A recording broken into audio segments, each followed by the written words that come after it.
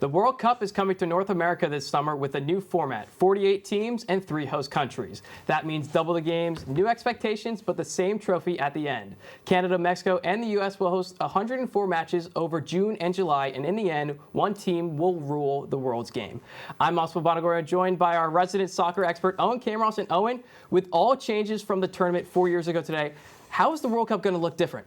Yeah, so this is the first time the World Cup's been changed in a number of years. This is going to be, obviously, 16 more teams, a new format where there's going to be a round of 32. 4 third-place teams will make it in.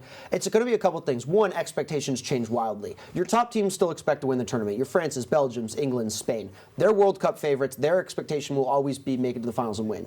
The real difference is going to be kind of your mid-level teams, your US's, your Mexico's, your Canada's. You look over the bracket there, a team like Canada, Switzerland, who have favorable groups now just because of the increase in teams, they have a real different expectation. For a long time, it's just been if you get out of the group, it's kind of a win. The U.S. has always been a round of 16 team. Make it to the round of 16, play a knockout game. You lose, people still consider it a successful tournament. Now, with the U.S.'s group, they're the best team in that group with Paraguay, Australia, Turkey. Their expectation is now to win that group. You win that group, you play a third-place team. Now it becomes win a knockout stage game. And that's kind of a very different thing for a lot of these mid-level teams. The other thing you're going to see is just with the increase in the amount of teams in the World Cup, it's a lot more likely for teams to make it in, which also means the group stages are going to be a little bit less competitive. You never see a team like Curacao in the World Cup playing against the likes of Germany or Cote d'Ivoire, Ivory Coast, or Ecuador. That now changes with 48 teams. So it's going to be a very different format because I don't think we're going to see the level of competition that you've seen in years prior, which is going to make it a lot easier for teams to struggle. You're not going to see shock teams exit out of the group. Your big European teams, your big South American teams, they'll be in the knockout stage just because it's so easy to make it in with the third place allowances for the top 8 teams to finish and make it into the knockout. Yeah, definitely. And it's kind of crazy that we have to talk about groups I, J, K, and L. First time we've ever had to, say those groups for the World Cup. But I kind of want to just talk about Group I really quickly, kind of the group of death, in my opinion. And poor Iraq, man. I mean, you have juggernauts like France, who, of course, won it in 2018 and was the runner-up in 2022. Senegal, one of the most underrated African nations. And Norway, again, another underrated European nation with Haaland, Odegaard, and Sorloth. So, yeah, I feel really bad for Iraq. But again, you can't really consider any groups of death because, like you said, the third place, spots going into, with, of course, the top 2 and then the round of 32 with 8 third places moving on.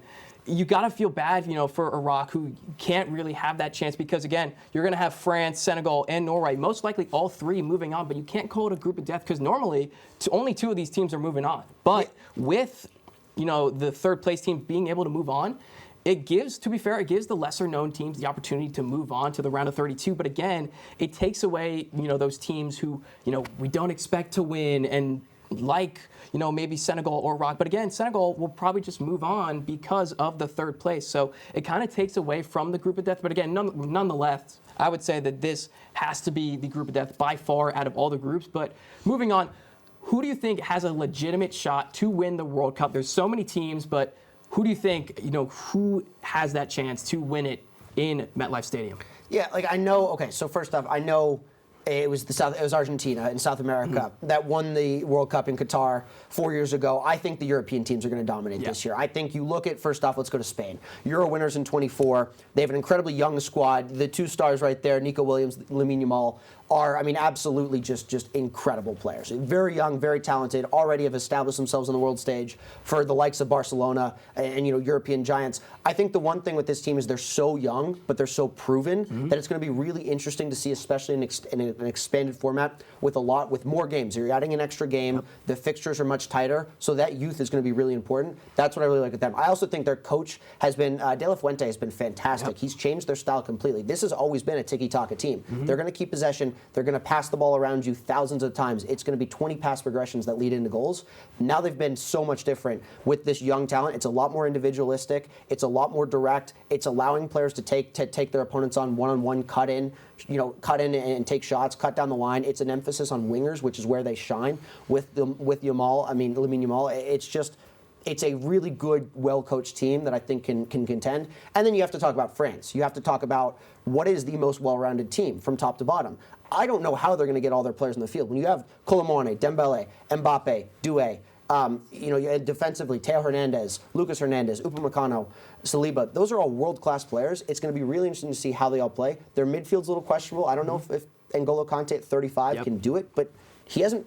There's no proof that he isn't going to be able to. It's their tournament to lose. It's just going to be not always the best team wins. It's a one game. At knockout stages are one game. Teams lose games. You go to Penns, that happens. So, I mean, you saw it in 22 where I thought they were much better than Argentina and still lost in Penns. But this is their tournament to lose. Yeah, definitely. And I kind of want to just touch on both those teams as well. Again, I mean, Lamine Yamal, he's 18 years old, right? And I'm sitting here 19 years old at this desk. We failed. You and I failed. We failed. And Lamine Yamal possible. Is on this stage, and he has so much confidence as well. I mean, he's going to turn 19 in July, just less than a week before the World Cup final. So who knows? I mean, what better way to do it, less than a week after your birthday to win the World Cup? I think they have a huge chance. And the youth, I mean, the starting lineup for Spain, you could have that starting lineup until World Cup 2042 with the likes of Lamine Yamal, with Nico Williams, with Pau Cubarsí, and not only Pedri, all of them. And not only that, you have the experience. Well, you have Rodri and Zubamendi, two experienced players in the midfield. So I think that's what really separates them from the rest. And I think you got to talk about France as well. Kind of similar. I mean, you have Mbappe, Olise, and Dembele. Such young talent, but again, how are they going to fit all these guys in the starting lineup? I mean, and the difference between Spain and France that I really like? Spain's talent all plays in Spain. Yep. They all play in La Liga. France's talent's all over the place. Yep. Mbappe's in Spain. Doué and a lot of those players are at PSG. So it's a very different style of play between those leagues. Whereas Spain, Gavi, Pedri, Yamal, Nico Williams, their back line, all of them play in Spain, which means it's a very similar style that they're all playing, which means it's really easy to integrate them all into the national team. Yeah, and I think that's really what separates Spain and France from the rest. But let's talk about, of course, our own nation in the United States. They've struggled over the last couple years, but they've looked pretty solid over the last couple games. How do we think they're fare out, and what do they have to do to really say that this is a good World Cup? I think for the first time ever, the expectation is to win a knockout stage game. Because that has never been the case for this squad. Yep. The big thing with the U.S. is, okay, look, this is tabbed as their golden generation. 22 probably more so than now, but still, this is a golden generation of players for the United States. This is really the first time in a long time we've seen the majority of the United States squad coming from overseas, playing in the top 5 leagues in Europe. Where at this point in time, MLS players are kind of phased out because they aren't needed, right? Like Christian Roldan on the end right there. Yeah. Whenever he is picked for a squad, there is a massive uproar because in reality, the players and fans have the expectation that the MLS is not good enough to be representing the U.S.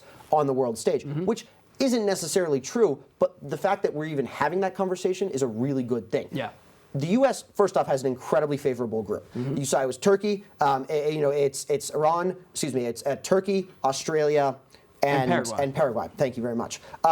They're tabbed as the top team in the group because they're the host nation. That means they have a favorable draw because they're placed into the highest group because the teams are all seeded by different groups and then drawn. So the expectation is easily win the group. Yeah. Like they're ranked somewhere around 15 right now on the world stage. The next best team's around 30. So it's a night and day difference between these teams and everybody else.